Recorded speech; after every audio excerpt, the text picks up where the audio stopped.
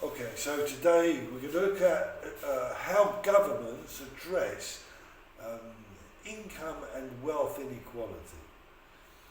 First of all, we have to distinguish between wealth inequality and income inequality. So, what is income? Income is anything that flows from the factors of production. So, this can be rent, wages, interest, profit, all the money that's flowing, the payments that are flowing from the factors of production. Whereas wealth is a stock of assets built up. Assets in Italian is beni. So this can be property, shares, gold, businesses, cash, anything that's been built up. In Italian, this is often called patrimony. The patrimony.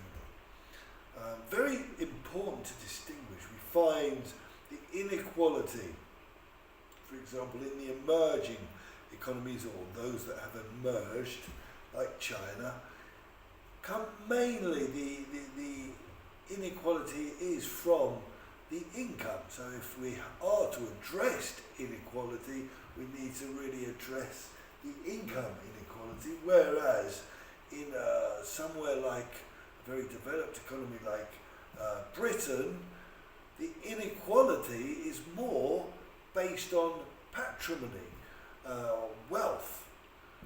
So, mainly the inequality is people own such different patrimonies, different levels of patrimony.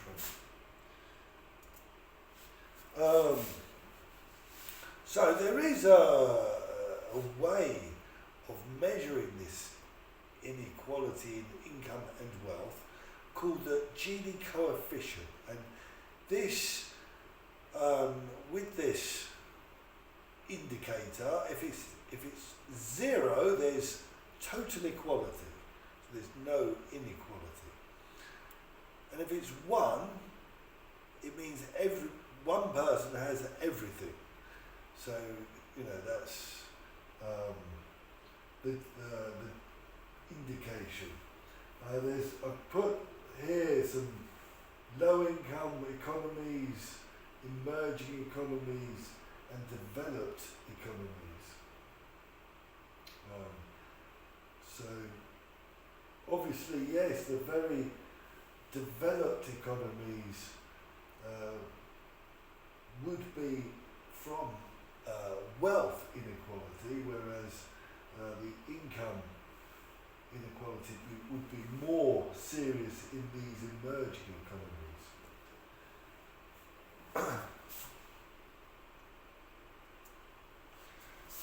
Okay. Reasons for inequality. Okay, so this isn't a reason. The first part is just to state that actually inequality is a barrier to economic growth and development.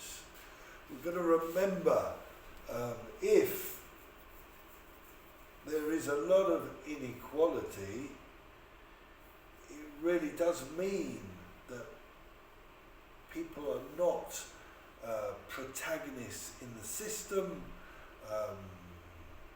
Maybe some people will be working to preserve their interests rather than, help the country to develop. We get this problem of interests being in not changing, maybe, or if you've got accumulation of wealth in very few hands, there's not much circulation. Maybe there's not much circulation, and people working and people pushing very hard and people being developed in their skills and competencies and all the rest of it.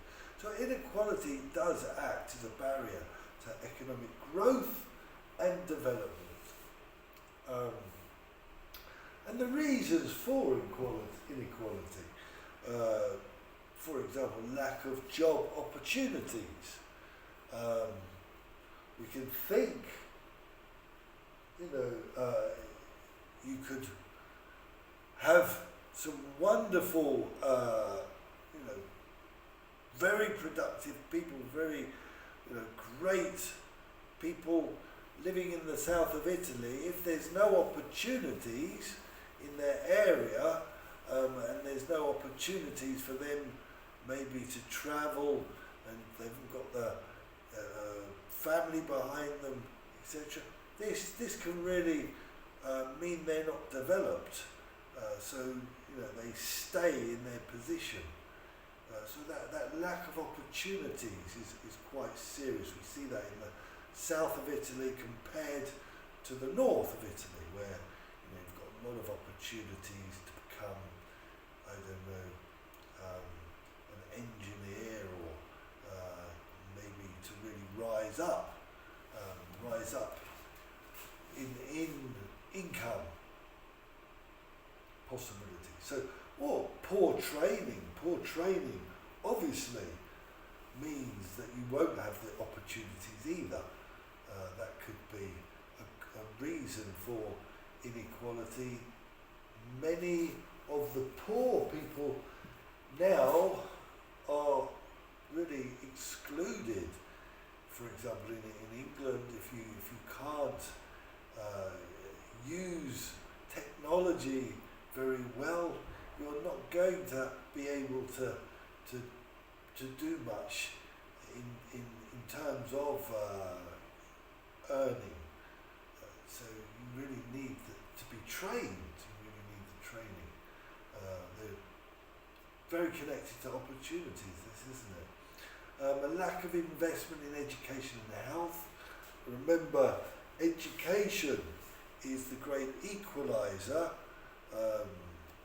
Really does give us equality of opportunity. Again, it's about opportunities, and you need the education investment in the poorer population to really, make sure that they can rise up. And health too. Health is so crucial in terms of being able to produce. If you've got problems with your health, that will hold you back, but also cost a lot of money. So that can be a big break. Poor infrastructure.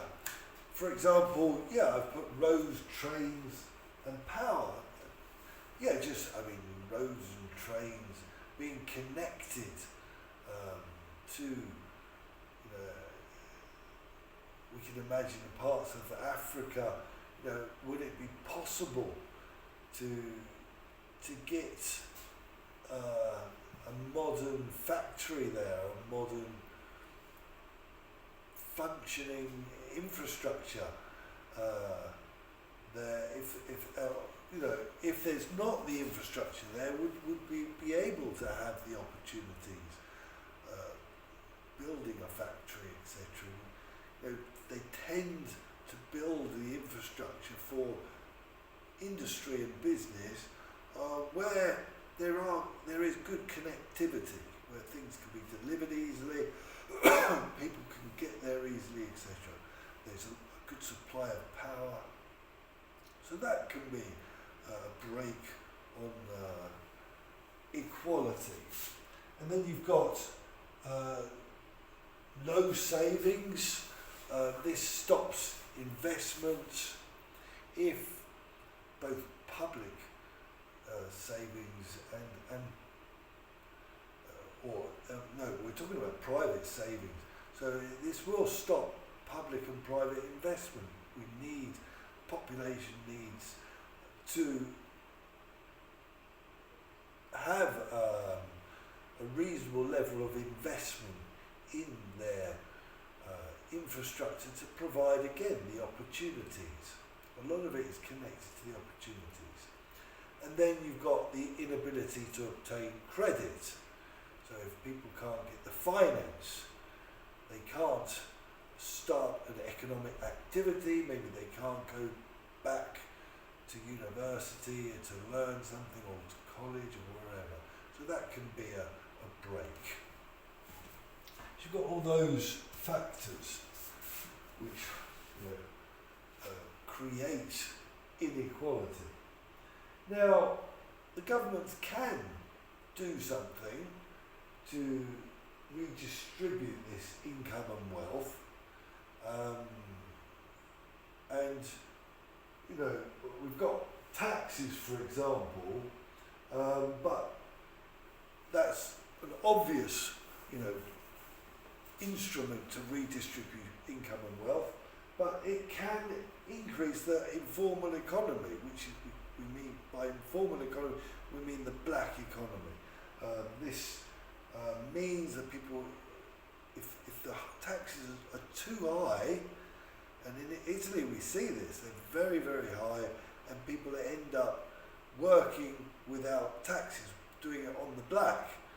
Suddenly you're very competitive if you're not paying taxes, and everyone wants to go to you if you're not paying taxes. Taxes can have a very damaging effect if they're too high on the legitimate business.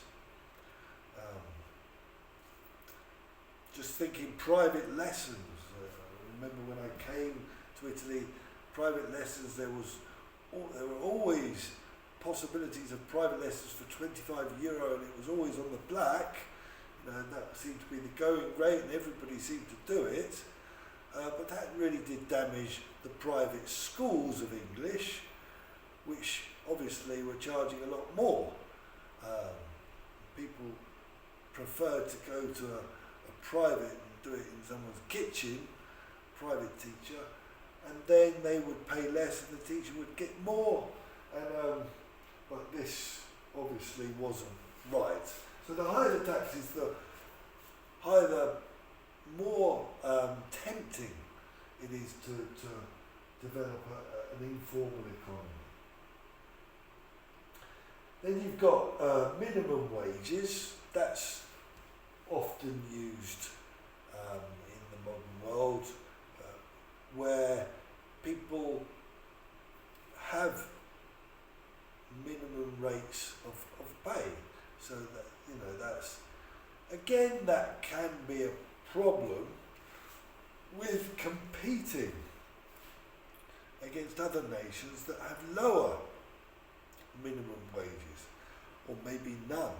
I mean, China did very well initially by competing with the West on wage levels, and we found lots and lots of factories went to China.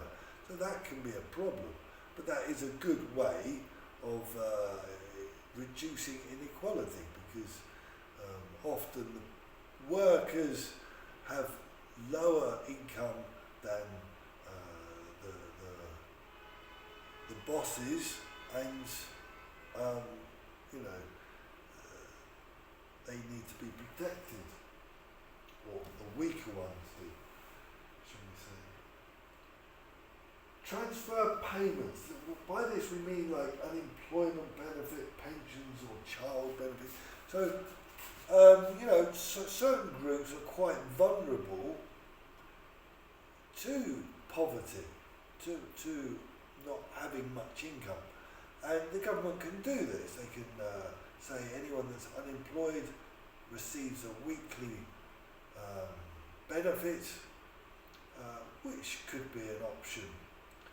Often, if it's too high, then it can be a temptation for them to stay on unemployment and refuse work. So they have to be a bit careful.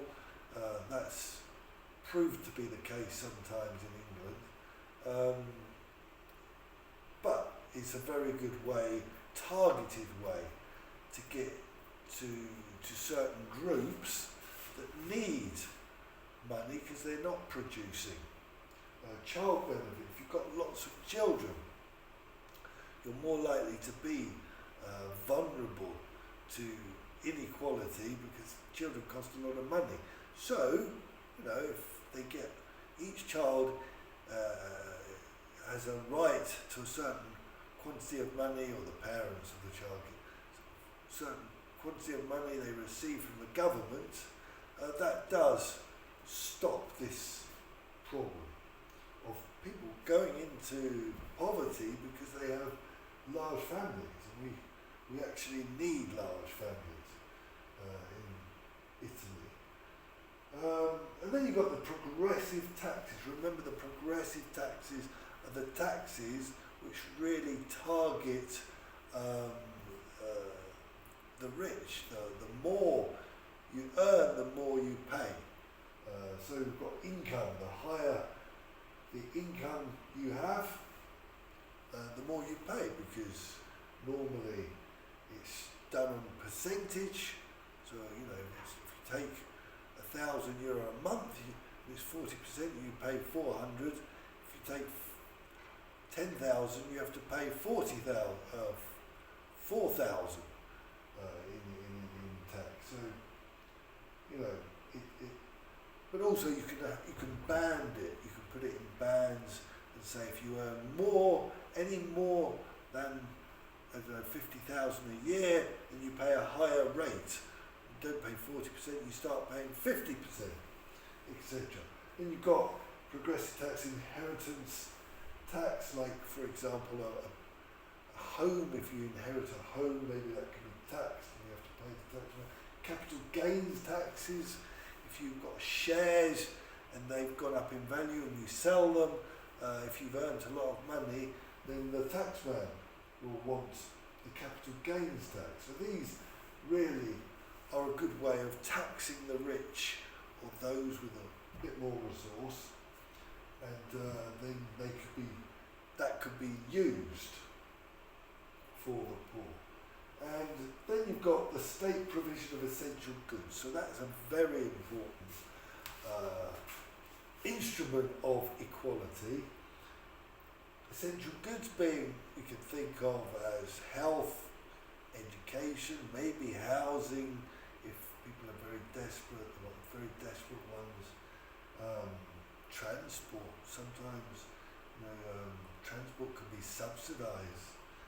Many places it's made free around the world, or even libraries could be considered an essential good for the poor. So this really helps the poor by the states providing this service to everyone. It means the poor really benefit, because normally the poor haven't got the income, the disposable income, to pay for these essential goods.